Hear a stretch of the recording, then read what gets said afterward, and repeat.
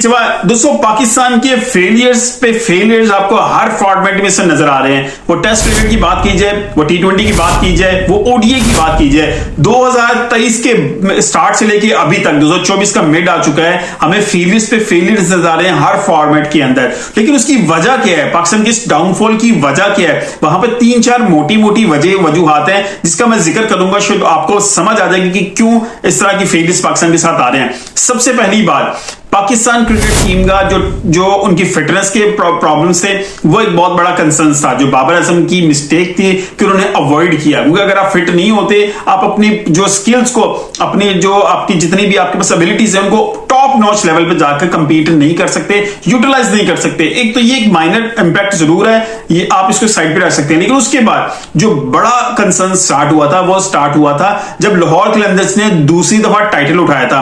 उस वक्त जो शहनशाह अफरीदी कानों में ये बात जाना शुरू हो गई कि जी आपको कप्तान होना चाहिए in place of Babar Azam के। बाबर आजम टाइटल नहीं जितवा पा रहे। 2021 का टी20 फाइनल वर्ल्ड कप खेला हमने बड़ा जबरदस्त, लेकिन फाइनल तक नहीं पहुंच सके। 2022 के वर्ल्ड कप के फाइनल में पहुंचे लेकिन इंग्लैंड को नहीं हरा सके।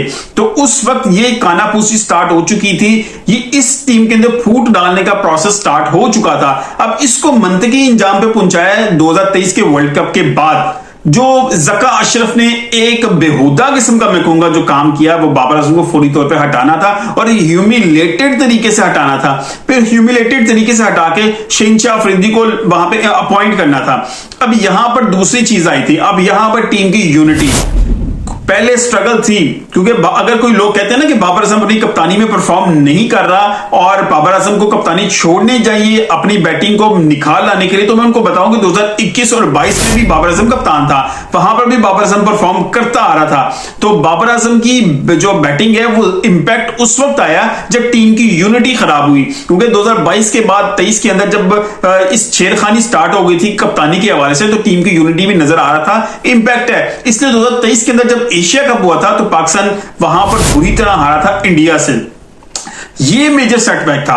वहां पर जिस तरह बॉल स्विंग हो रहा था, बारिश हुई थी, पाकिस्तान ने अर्ली और बड़ी जबरदस्त बॉलिंग की थी और फिर इंडिया ने भी हम पे थोड़ा सा चढ़ के खेले थे, फेंटा में पड़ा था वहां पर। तो उसके बाद जब इंडिया ने बॉलिंग की थी तो उन्होंने हम पे ज्यादा चढ़ के बॉलिंग की थी और पाकिस्तान वो मैच हारा था। मेरा ख्याल है उसके बाद पाकिस्तान साइकोलॉजिकली डाउन गया।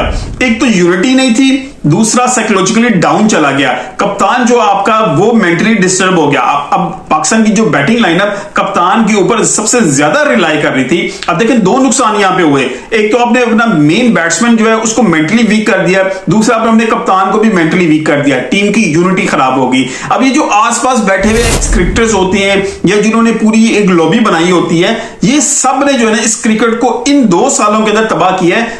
तीसरी चीज जो बहुत ज्यादा इससे भी ज्यादा इंपॉर्टेंट है वो है कंसिस्टेंसी। कंसिस्टेंसी किसकी?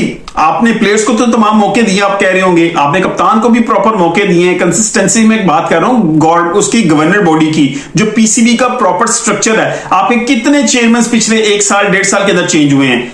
अगर आप अपने जो है चेयरमैन के साथ कंटिन्यूसली चलते हैं और आपका जो स्ट्रक्चर एक जैसा रहता है, वो फिर आपकी दूसरे के साथ मेंटेलिटी मैच करती है, आप अपने जो फैसले उनको प्रॉपर्ली एग्जीक्यूट करवा सकते हैं। तो ये तमाम चीजें हैं जो इसका मौजब बनी है कि पाकिस्तान की टीम का जो डाउनफॉल है, जो इस वक्त पाकिस्तान टीम इतनी बुरी हालत पे पहुंच गई है कि बांग्लादेश जैसी टीम है पाकिस्तान में आके उसको पहले टेस्ट मैच 10 विकेट से शिकस्त दे दिया है। पाकिस्तान यूएसए में यूएसए से हार रहा है, पाकिस्तान आयरलैंड में आयरलैंड से हार रहा है, पाकिस्तान न्यूजीलैंड के सी टीम से पाकिस्तान के अंदर 2 मैचेस हार के सीरीज बराबर करके खुश हो रहा है। यानी कि ये सिचुएशन आ गई कि पाकिस्तान छोटी टीम्स के खिलाफ भी अगर मैच जीतता है तो उसको सेलिब्रेट इस तरह करता है बहुत बड़ा मैच जीत लिया है। अगर बांग्लादेश के खिलाफ अगर दूसरे टेस्ट मैच में भी पाकिस्तान पहले इनिंग के 274 रन बना के ऑल आउट हो गई है, तो ये तमाम चीजें इसको रिफ्लेक्ट कर रही है कि इसके पीछे स्टोरी क्या है। एक तो आपकी फिटनेस का वो लेवल नहीं रहा, दूसरा आपकी टीम में फूट है, तीसरा आप साइकोलॉजिकली गिर चुके हुए हैं। आपको अपलिफ्ट करने के लिए आपको बड़ी चीजें चाहिए। अभी वो तमाम जो अज्जा हैं जो आपको अपलिफ्ट करते हैं वो भी मुहैया नहीं है। उसमें सबसे पहली टीम है, बात है उसमें यूनिटी की है। आप अभी आपने इंसिडेंस देखा होगा जिसमें शहनशाह अफरीदी ने हाथ अपना जो कंधे से रिमूव किया, कप्तान का जो टेस्ट के कप्तान है उनका बिल्कुल हाथ अपने कंधे से रिमूव कर दिया।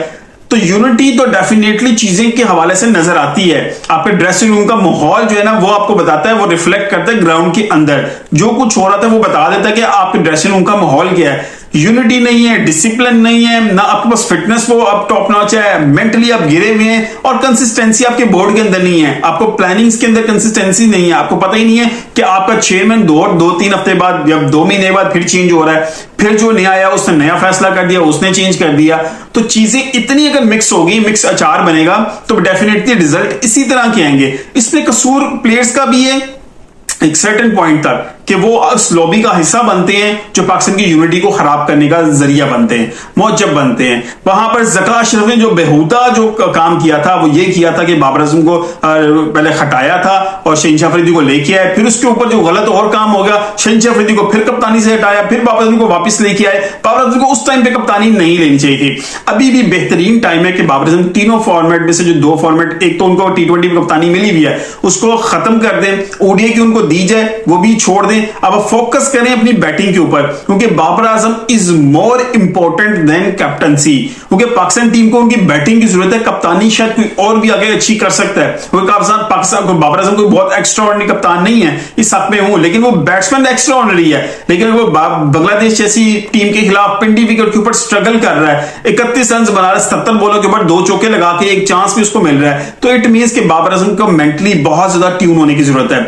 उसके पास स्किल्स हैं, उसको हर चीज की इंफॉर्मेशन है। तो आसिफ की बात बिल्कुल ठीक है, मोहम्मद आसिफ की, कि you need to go to your roots. आप क्लब क्रिकेट में जाइए, वहां पे अपने आप को दोबारा रीअसेस कीजिए, वहां पे अपने आप को ट्यून कीजिए, वापस आइए, आप बहुत अच्छा परफॉर्म कर सकते हैं। तो हमें अभी बैक करने की जरूरत है पाकिस्तान टीम को भी, पाकिस्तान के स्टार बैट्समैन बाबर आजम को भी, वो शहनशाह अफरीदी भी हो, वो नसीम शाह भी हो, कोई भी हो, we need to back them. Performance up and down होती है, लेकिन जिस साइकिल से ये सब गुजरे हैं हमें भी समझना चाहिए कि ये उनके साथ भी बीत रही है। अगर वो एक अच्छे लेवल पे आके पाकिस्तान को रिप्रेजेंट करके बहुत ज्यादा परफॉर्मेंसेस उन्होंने दी हैं, तो इट मींस कि अभी ना देने पे उनको दुख भी होगा। शहनशाह अफरीदी के हवाले से एक और बड़ी चीज बड़ी इंपॉर्टेंट है, पाकिस्तान के सिस्टम के हवाले से भी एक क्वेश्चन मार्क है कि जो भी फास्ट बॉलर जब इंजरी में जाता है उसका जो रीहैब होता है तो वो वापस आता है, वो उस तरह का इफेक्टिव नहीं रहता। तो is a question mark on it. अपनी राय इस बारे में जरूर दीजिएगा कमेंट करके। मिलते हैं अगली वीडियो से, अपना ख्याल रखिएगा। अल्लाह हाफिज।